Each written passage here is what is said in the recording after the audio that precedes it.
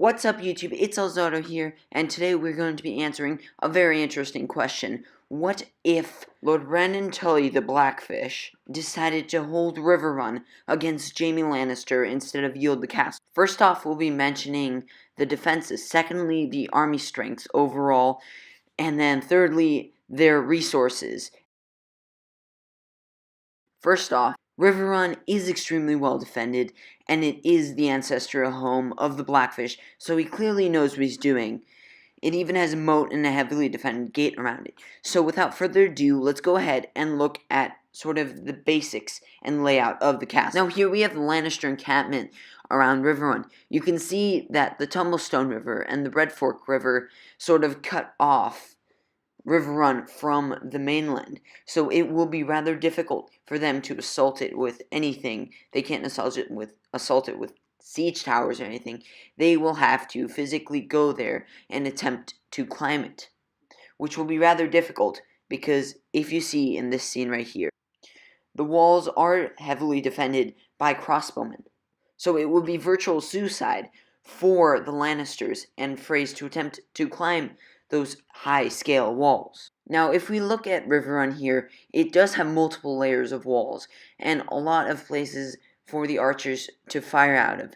Clearly, these are experienced veteran soldiers in this castle, not just everyday rebels holding a very, very powerful and large castle cut off by rivers and moats. So, clearly, in defenses, Riverrun is virtually impregnable.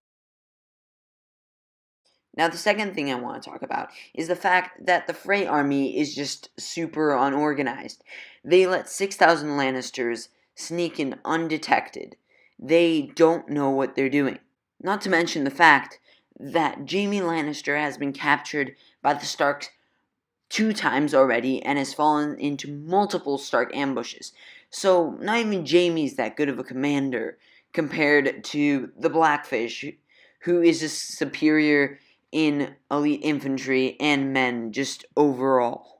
In addition to this, the Blackfish has 400 elite men inside an impregnable castle, ready to fight and die for what they believe in.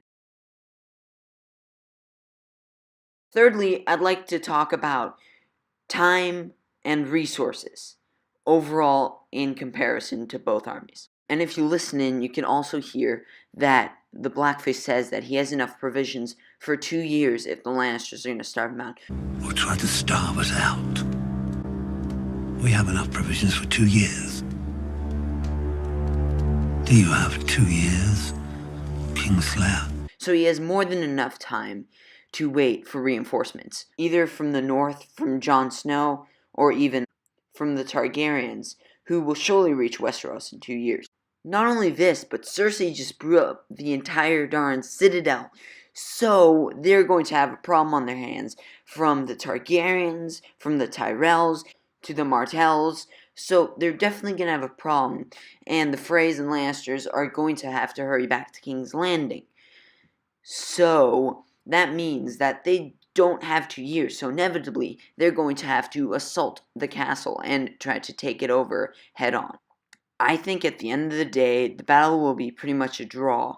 The Blackfish will be able to kill probably most of the Lannisters, get them down to about 1,000 or so troops before they just completely break and retreat. However, the Blackfish will be down to only about 50 men and be stuck inside the castle just like he was before. So even if they did have a fight, though Jaime Lannister would get pushed back and the Frey and Lannister forces would be severely injured, I just don't think that the Blackfish would be able to do anything with the handful of men he has left. So I would call it a draw.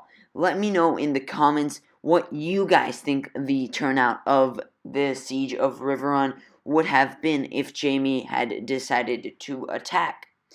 Thanks for watching, guys. This has been Elazardo, and see you guys next time.